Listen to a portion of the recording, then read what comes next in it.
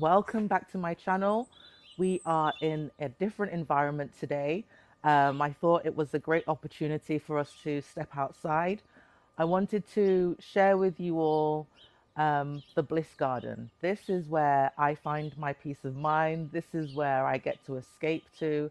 This is where I get to feel nourished, to feel uplifted.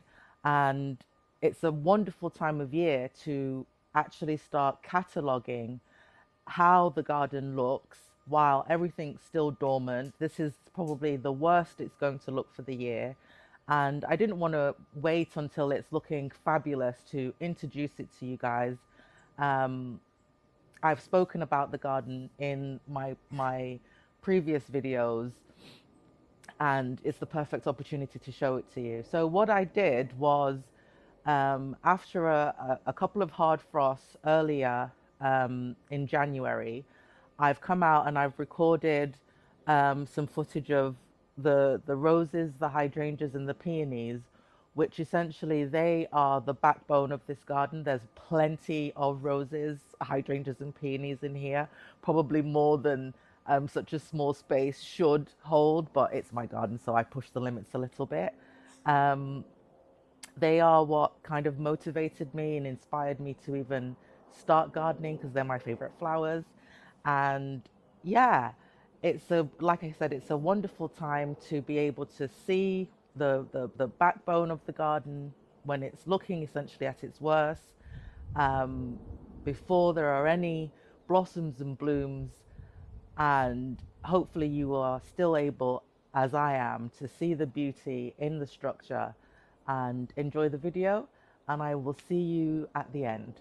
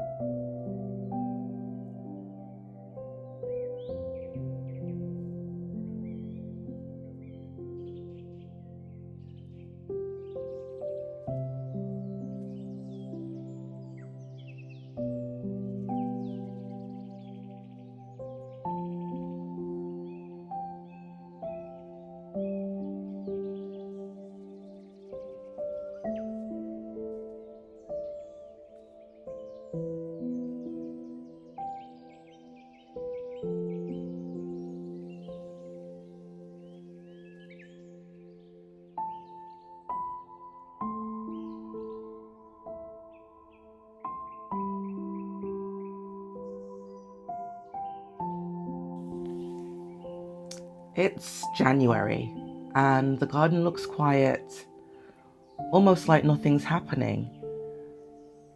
But you know what? This is the perfect time to show you my plants, because what you're seeing isn't absence, it's preparation. Today, I wanted to introduce you to the heart of my garden, my roses, hydrangeas, and peonies. These are my favorite flowers, but more than that, they're my motivation. They are why this garden exists. My love for roses, hydrangeas, and peonies inspired me to start gardening for my mental health when I didn't think I could.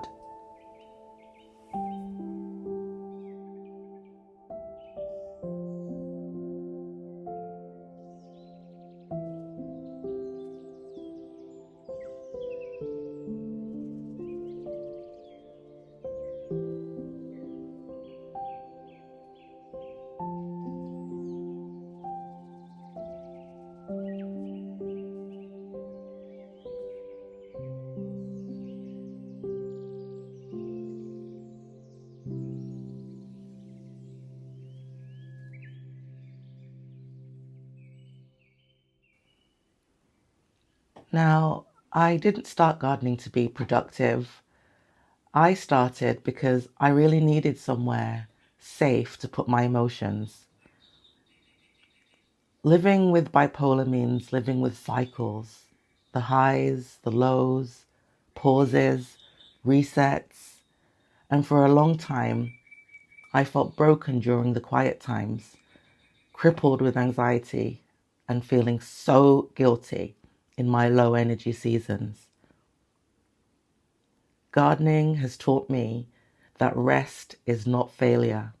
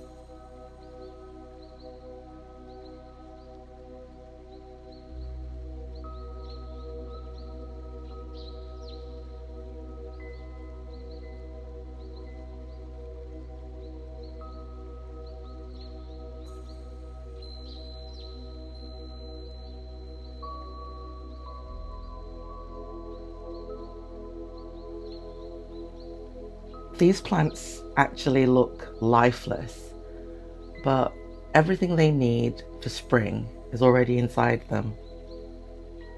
And on the days when I wasn't blooming, this garden reminded me that I was still growing and everything I need is already inside me.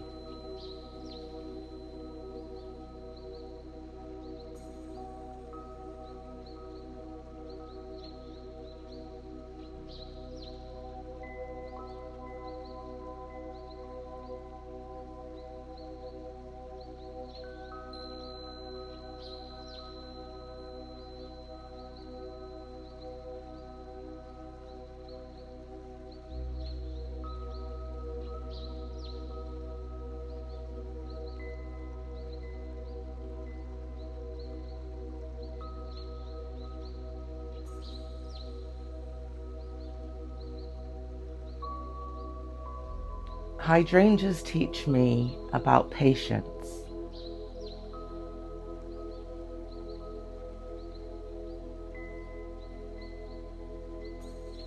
Right now, they're all about structure, strong frameworks, quiet energy, and looking very much like sticks in the ground. I grow limelight, little lime punch, and silver dollar for their reliability. I also have some soft, more emotional varieties like Annabelle or Invincible Spirit and Living Little Rosie. They remind me that gentle can still be powerful. Then there are the more expressive ones like Groundbreaker and Runaway Bride, Euphoria Pink, and bluebird.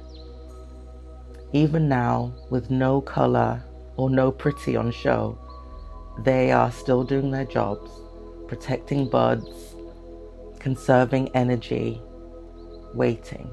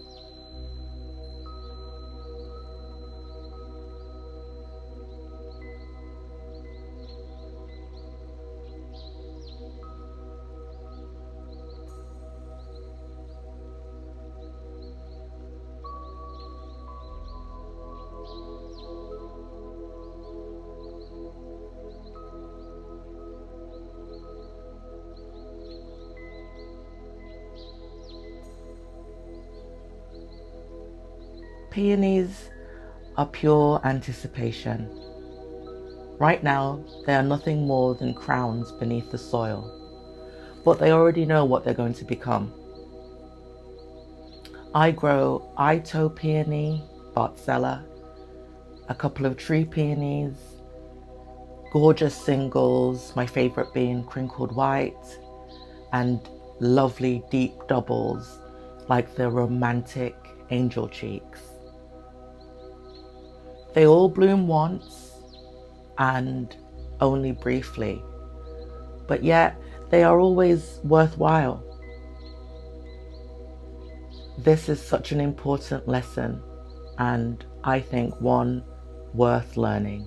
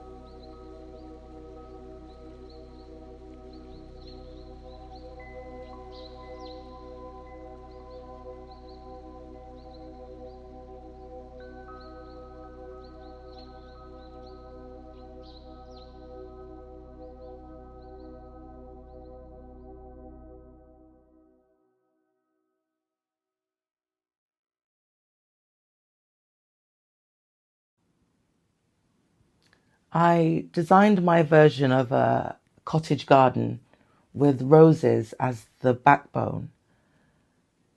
They represent resilience, softness, strength, and most importantly, they represent to me the courage to bloom again after being cut back. I grow some really romantic looking roses like Gertrude Jekyll, Madame Isaac Pierre, Constance Spry.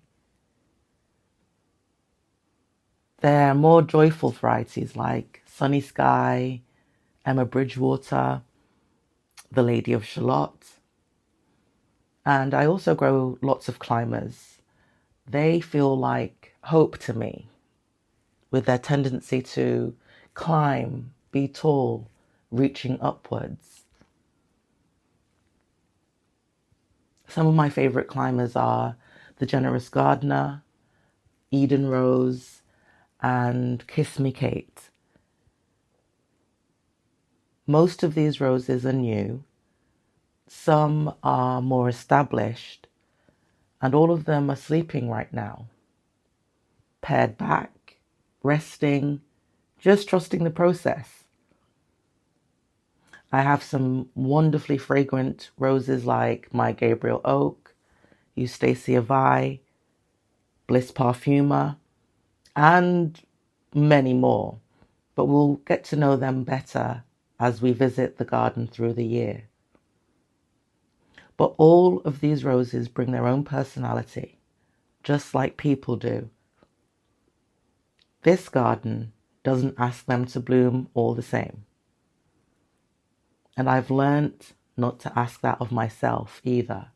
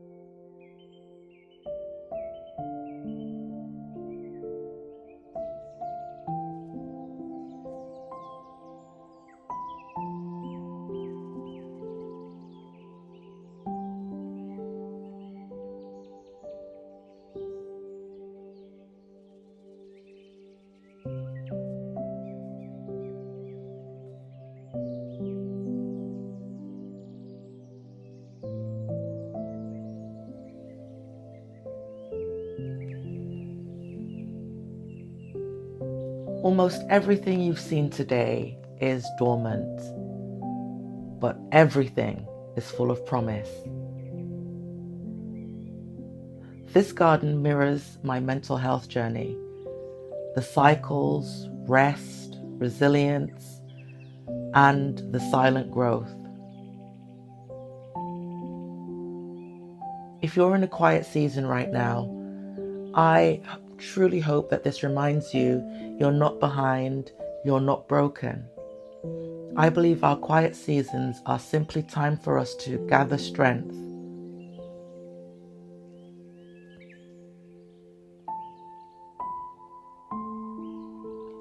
If you're walking your own healing path, I would very much love you to be a part of this Bliss in Bipolar community, where all the seasons are purposeful and meaningful, even the cold, dark, grey winters.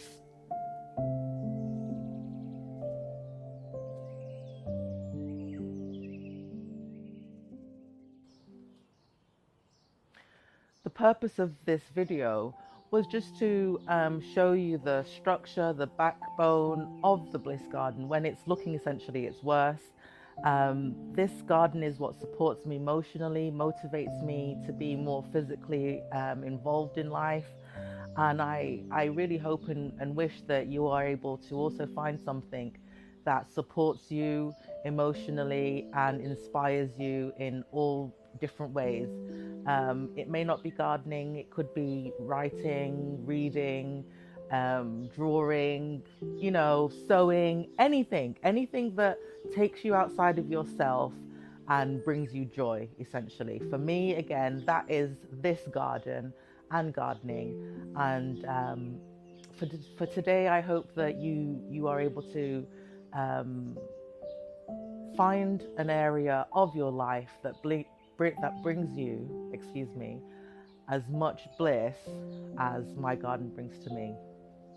Thank you so much for joining me, and I will see you on the next one.